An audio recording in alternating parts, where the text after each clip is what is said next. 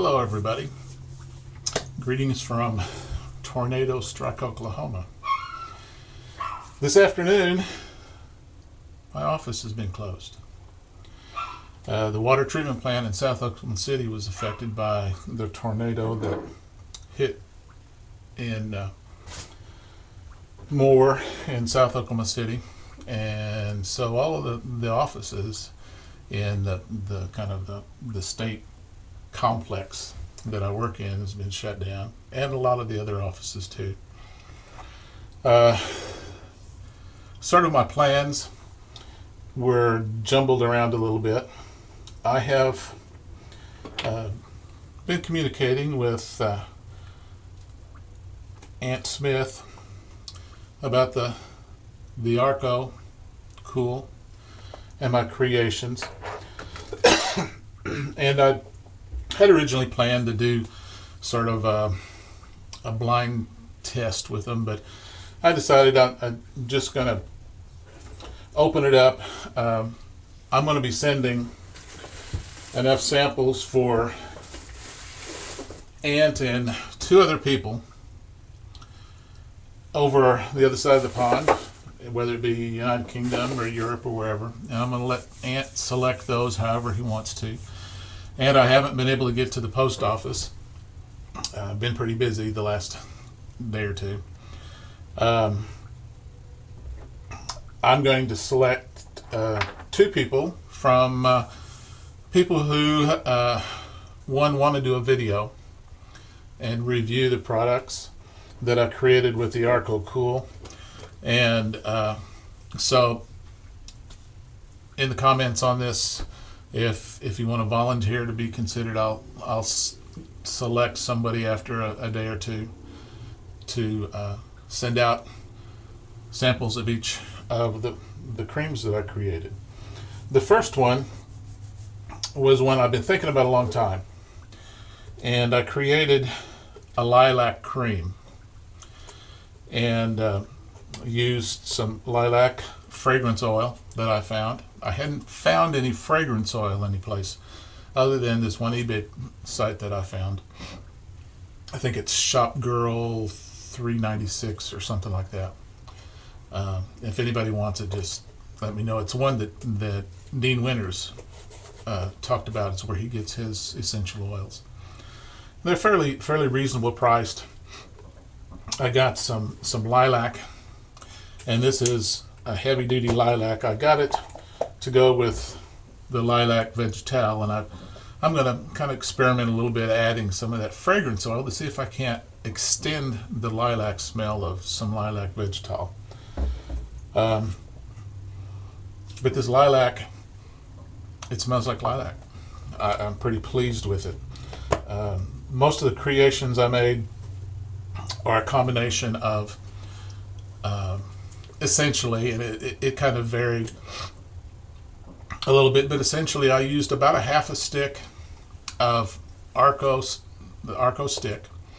I grated it real fine, and I added about 6 tablespoons of very, very hot water and liquefied the Arko and mixed it up real well. I use a hand mixer and mix it up. That solidifies it back a little bit. That is to evaporate.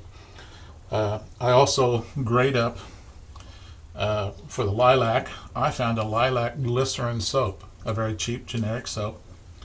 I grated up about a half a bar of that, and that's probably in the neighborhood of 35 to 45 grams each of either the Arko stick and the glycerin soap. And then I added 25 grams of the Arko cream. And then I just loaded it up with the lilac. The lilac, this has got it created about 2 tubs of about this size. And I loaded it up with a lot of lilac, about 200 drops, 250 drops of the fragrance oil in that. I also created, and I think even though I like the lilac, it smells great, I created another one that I'm calling, I don't know if you can catch that, Honeysuckle-Fir. And I found some lilac fragrance, or some honeysuckle fragrance oil at the same place on eBay. And then locally I found it. I wanted to find a pine scent that was sort of mild.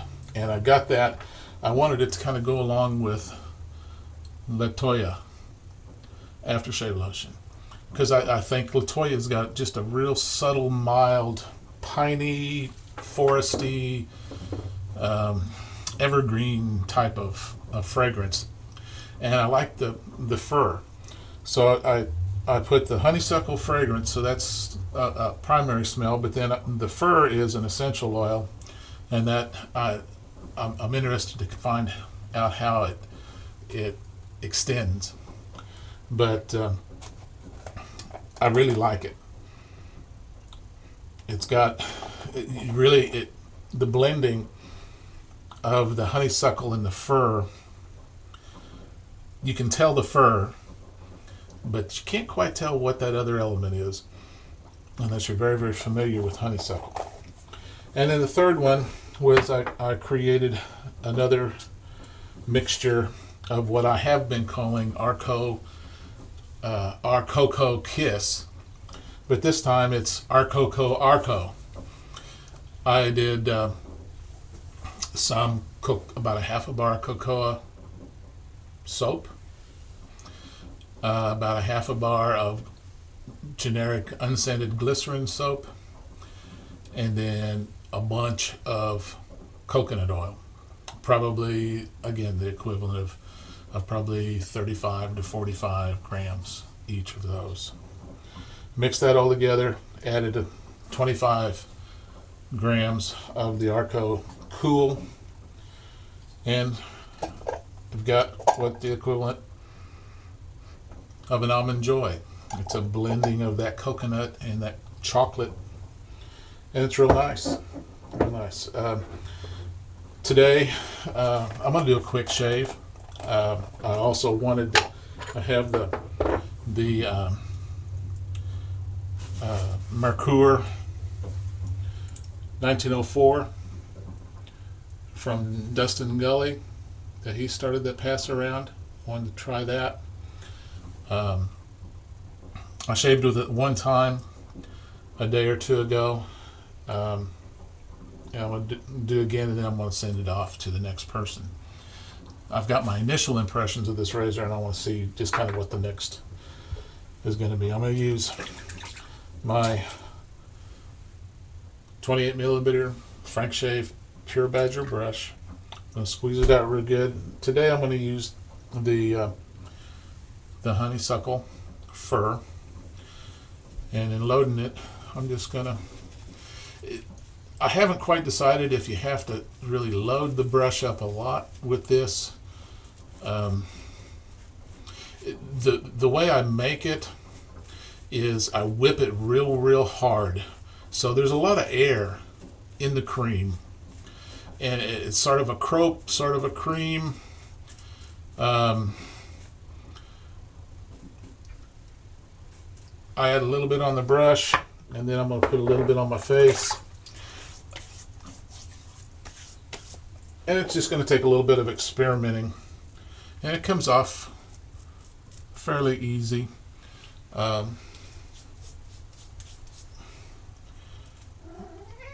But my suspicions is you're going to have to use a little bit more of this, just because it's whipped. It's got a lot of air in it.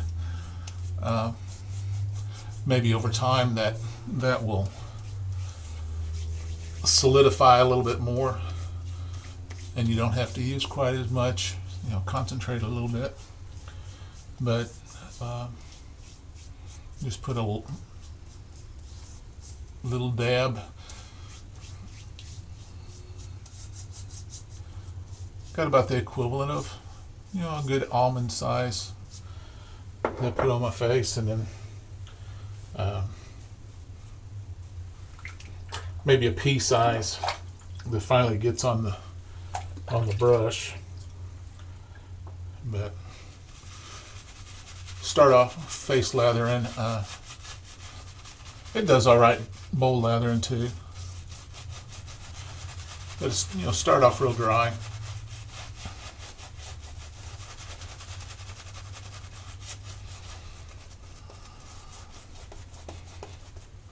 I need to add a little bit of water.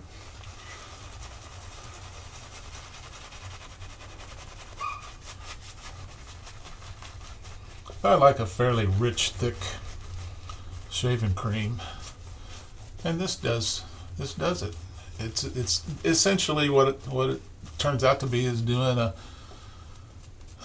super or uber lather, but just mixing it all together ahead of time instead of mixing it in your bowl or mixing it on your brush.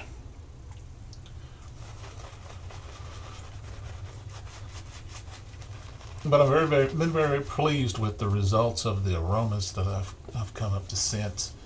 I like a stronger smelling cream. And let you get a good look of the consistency. But I'm using what did I put in here? I'm using a Gillette 7 o'clock sharp edge. The second time I've used this in the 1904. Get started. I think I may do 3 passes. Try to do it quick. Don't want to run out of time because I know I talked a lot in the front part of it. But we're all doing well here in Oklahoma. This is my family. Nobody had a niece that you see, if you see on the news, the Warren Theater. I had a niece that lived probably 2 blocks behind the Warren Theater and was probably less than half of a mile or 500 yards away from the path of the main tornado. So it was a close call for her. She's in her early 20s, going to school at OU for accounting. She's bought her own house.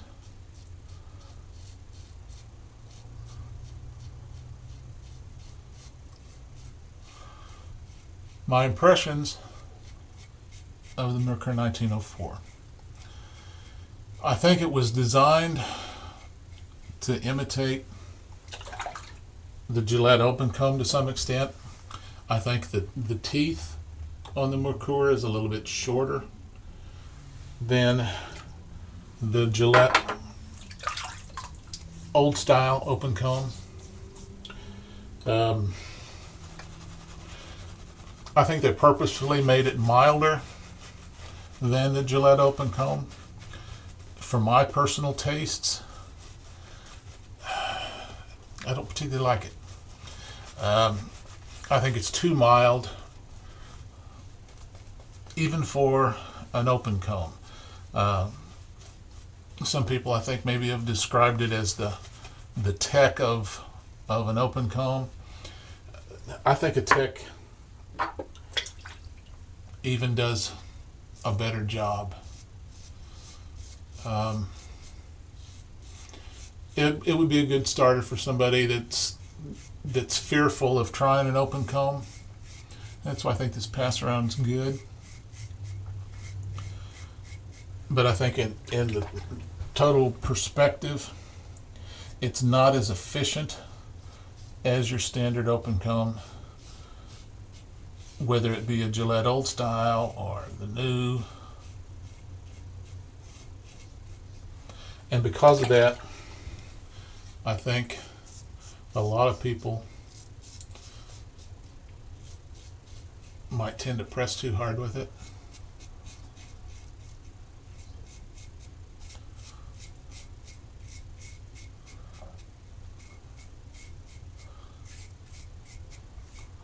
I've got a little bit more than normal. I didn't shave this morning. I didn't shave last night.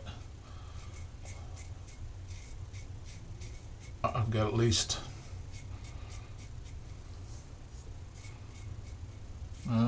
close to 2 days worth of growth. That's the second pass. I definitely would have to go 3 passes to come even close to really damn fine shave level.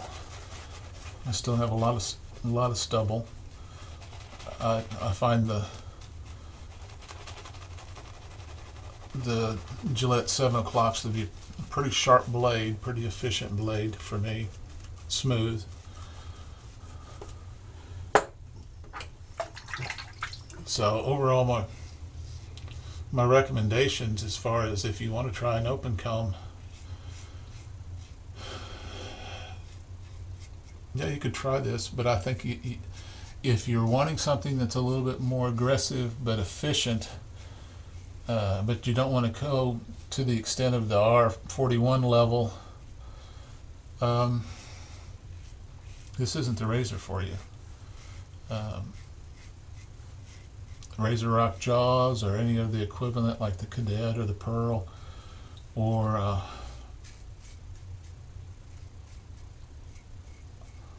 the Matador, I think would be a better choice for you.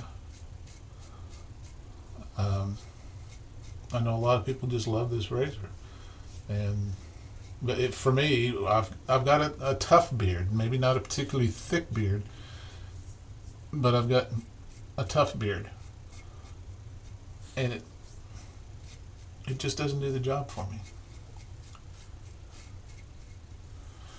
I've been interested in it. I've thought about it for a long time, but it just I'm the damn fine shave level now after 3 passes, but I can still feel a lot of stubble on my neck. Cheeks are so, almost there, but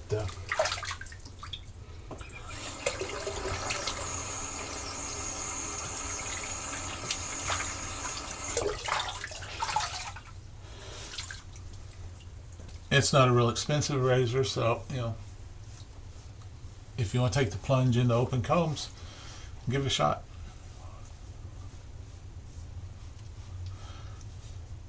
But yeah, the Warren Theater is about the only theater that my wife and I go to. We like to go to the IMAX, which is a huge, one of the largest theater screens in the world. It's like, I don't know, 6 or 8 stories high, something like that. And then when they have 3D, it does good. I'm gonna go straight to some Latoya aftershave. The aroma of the Honeysuckle-Fir, it really complements this. Anything would have a woodsy and a slightly piney, but I recommend if you're looking for a pine that isn't a knock your socks off, knock you over Christmas tree type of smell, but you want something subtle and whoa,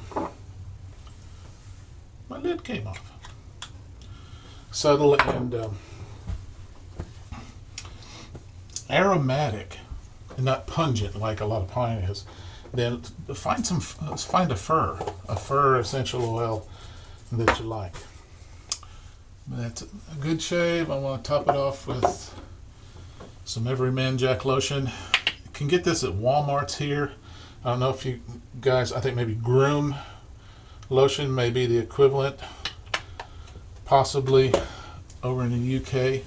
But I really like this stuff. I've never tried any Arko cream, but in my mind, this is Everyman Jack face lotion. This is signature mint. Although I really can't tell any kind of mint scent or feel to it, but it's not thin, it's not super thick, but it's thick enough to put a good layer of protection on. But that kind of sums up my shave today. Thank you all for your concern over the last day or so about, am I all right? Is my family all right? I've mentioned before in posts that Oklahoma has about 55 tornadoes a year on average. Since got interrupted there. I was saying Oklahoma has on average 55 tornadoes a year since 1950. It ranges from a low of 22 to a high of 45. The last 2 of the 3 years we've had over 100 tornadoes. I've lived here for 25 years, 24, 25 years.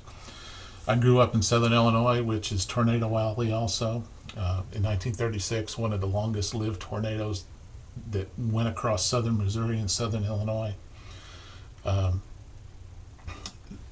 history, if you want to look that up, it's pretty interesting. I grew up on WeatherNet with my dad. My dad was a ham radio operator, and as 5, 6-year-old, I'd stand at the back door and describe the weather to my dad as he reported it on the ham radio to the other people that were weather watching. And then whenever something significant was spotted, they would, the leader of whatever group it was at that point, they appointed a leader every time they logged on, would then call the local television station and say, you know, we have a tornado spotted, we have circulation here, or whatever. So I've lived and grown up with tornadoes. It's second nature to us. It would be no different than somebody growing up in the mountains and having to deal with snow and avalanches. It's something that you become aware of, that you deal with. The unique thing about Oklahoma, and you find it a lot of Midwest and Southern places here in the United States. In 1995, during the Merkur bombing, there was coined the phrase by the news people, the Oklahoma Standard. And the Oklahoma Standard is no more than we're a community. We treat our neighbors as family, and when other people hurt, we hurt. And that's what we do. We help one another. Our pioneer spirit of you don't wait for somebody to come help you, you help yourself and you help your neighbor. And that's how we live, and that's how we survive. I also said that, you know, it's the big tornadoes, the huge tornadoes that get our attention. We had one in May 3rd of 1999 that was an F5. So we survived and lived through that with a lot of destruction in the same path of this storm. It happens, but I've noticed that tornadoes recently are just more powerful than what they used to be.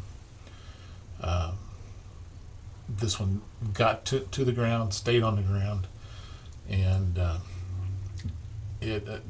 some people call them gopher suckers, and that, you know, if a gopher's in the ground, he's going to get sucked out of his hole because it's like a big vacuum cleaner.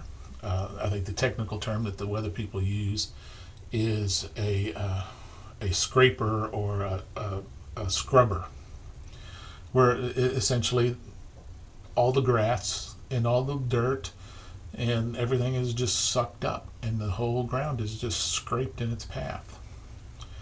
And that's what makes these things dangerous, is because there's no place in a building that's safe. You have to either get underground and be really buttoned up tight, or you got to run from it. And this tornado developed very, very quickly, and that's why there's so much devastation and potential loss of life. It's just people just didn't have the chance to respond to it. But I hope you're all doing well. Respond for you guys here in the U.S. that want to sample the creams that I created. I'll pick out 2 people and send you a sample of each, with the condition that you do a video. And Ant Smith will pick 2 guys from over on the other side of the pond. So until next time, bye-bye.